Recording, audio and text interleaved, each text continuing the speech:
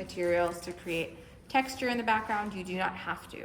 And I would rather that you consult with me before you do it, because sometimes it can get distracting, it can get a little wild. This is third semester work, so it's gonna look a little bit different from what we're doing, okay?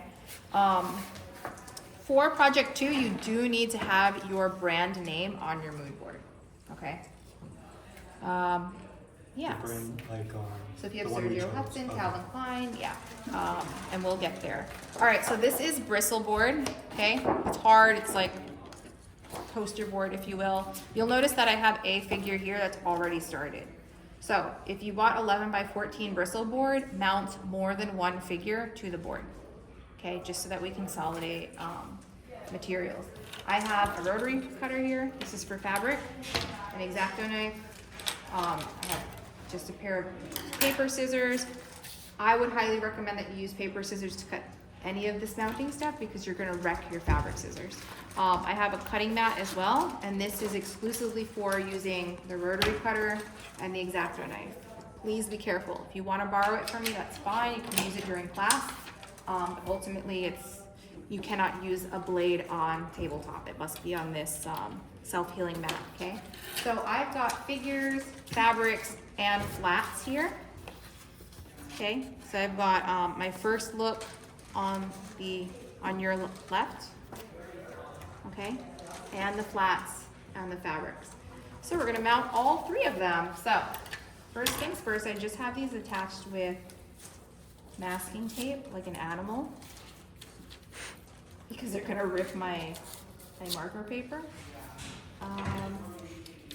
You know what I'm gonna do, just for time's sake. Unfortunately, it's gonna lead to more waste with my bristle board, but I wanna be sure that I can get it mounted and get at least one figure ready for board, one set of swatches. It's more that I would say cut them out smaller so that you're using less real estate on your bristle. But thank you, I appreciate it. So we've got rubber cement, really tricky because although it's acid-free in most cases, it can have a chemical reaction with your markers. I'm just putting that out there. So maybe you reserve this for mounting your flats if you have it, for mounting your mood board, okay? Mood board is pretty self-explanatory. You have your mood board, you're gonna trim the excess, and then you're gonna mount it to this board, okay? Once you place it on this board, always start from the top, and you can run your hand down the board, you can place a piece of tracing paper on top and start from the top. So you see how this is not touching the board just yet, so that you can, if you need to reposition or whatever. After you've placed your mood board, place it underneath a pad of paper so that the weight of it can help adhere that nice and flat. The more glue you use, the more mess it's gonna make. Don't worry, but I'm talking a lot, but I promise we're getting there. Okay, so this is acid-free, okay? Always check that it'll say like it's acid-free. It just means that it's less likely to have a reaction to any of your markers.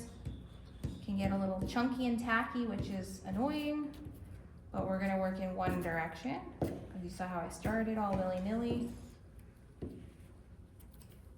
And I promise you this, that you may have something on your hands and it may get stuck to your illustration. So please be careful. You're gonna notice that Justin is gonna grab a piece of tracing paper from my cart right now, and he's gonna be very quick about it, so that when I lay these, as it starts to dry, your paper starts to get wiggly. Justin's not moving quick enough, but he'll be back with us in just a mo. Okay, there you have it. Thank you, sir. All right, so now not yet. Make sure this is nice and clear. And I'm gonna start from the top. I'm only starting over on one side because I've got like some marks on other edges of the page. So what I'm gonna do is from the top, I'm just gonna run my hands. Oh, that's so much smarter. Pardon? I'm saying it's so much smarter that way. It doesn't get dirty. I accidentally dragged this tracing. Do not drag it, okay? Because you might drag pigment. It might pull marker or pencil. And I'm just gonna push in, make sure you're on a flat surface too. And once it's on. There's no like reapplying glue, so it's a pretty quick process like we've done in the past with applying your markers when you're rendering. I have a bubble in here. So just be gentle with her. That's a fuzz, that's gross. I have some bubbles. You'll be more gentle than me. And then I'm gonna place this underneath. Okay, no smoke and mirrors here. Just working quick, okay? Making sure everything is nice and flat. And then I'll just place this underneath one of these guys, okay? So I'm gonna set that aside for a minute or two. It's time consuming. And there's a lot, you have to be very patient and just, it's a very long video, but we'll airdrop it. It might take forever. All right, last but not least are my swatches. So it's always important that you're gentle. So not that, okay? Be gentle. And you'll see that I've already got some squares cut out here, or traced out, 2 by 2. Are your arms getting tired? No, Oh, my okay. back. Oh, all right, so 2 ways we can do this. One, I've just drawn 2 by 2 inch squares here. And I am going to do this. I promise you the glue is gonna get everywhere and things are gonna get stuck to it, including your hair and other things. All right, so 2 by 2 inch, okay? I'm gonna take my swatch, remember grain line. Also, there's a right and a wrong side. If you don't know it, come and ask, okay? But I'm gonna place this with my straight grain along the edges of my square, essentially. You can flip it over, we can flatten this out, and then I'll place that underneath something, not my water bottle, maybe in between your books or whatever you wanna do. Question? No? Okay. All right, so I'm gonna kind of fast forward even though this is not mounted, okay? Don't rush it. That's why we're starting today, gives you a week. You can use the rotary cutter or the mat.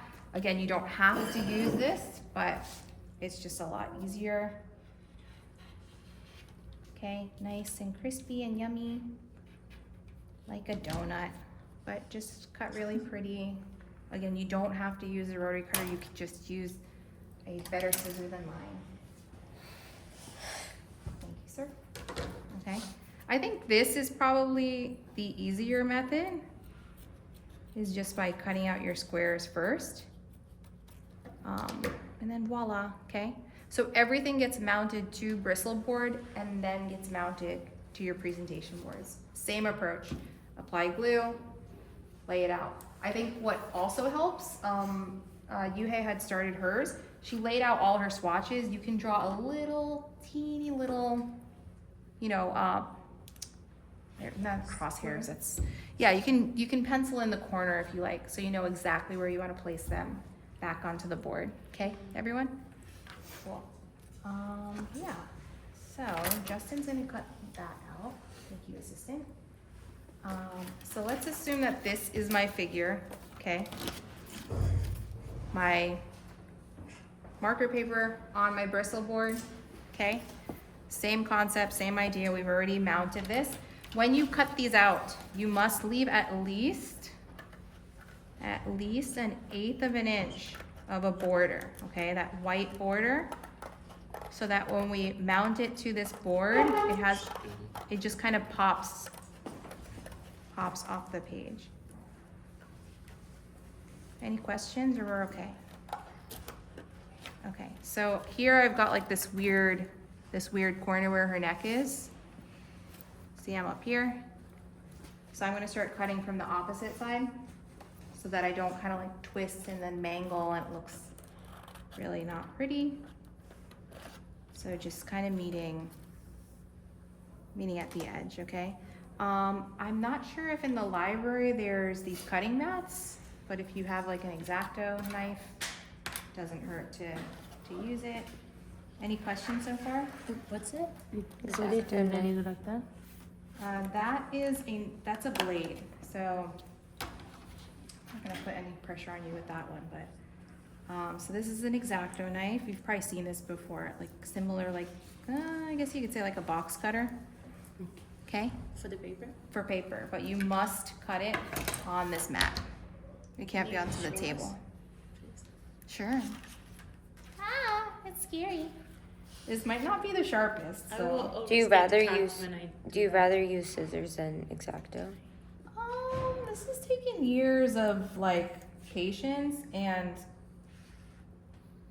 almost chopping off a fingertip. So, and having one that's sharper than mine that actually cuts through your paper. So that's my point. Get a new one, not one that I you've always get cuts when I use those things. had from the dollar store for like 5 years. Hey, listen, sometimes, you know, you put that money into that Starbucks coffee and into your Copic markers, not into your exact, kind of cut. Okay, see, I'm not totally lying. Oh, it did it, JK, okay. It just comes down to preference. It's just about pressure. It's very easy to cut your sketches by accident using the X-Acto knife, okay? And the rotary cutter I only use for fabric, because once you cut paper with fabric scissors or a fabric blade, it makes the blade really soft, okay?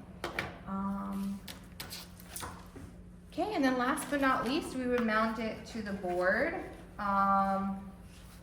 We're gonna have separate boards in this class. So you're gonna have figure boards, you're gonna have a fabric board, you're gonna have flats boards.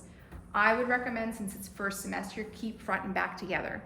It just helps, it's easier to just communicate what garments are the same or the same look, right? So we have the front, that's the bikini top with that bottom that goes with that whole look on the figure, keep it together.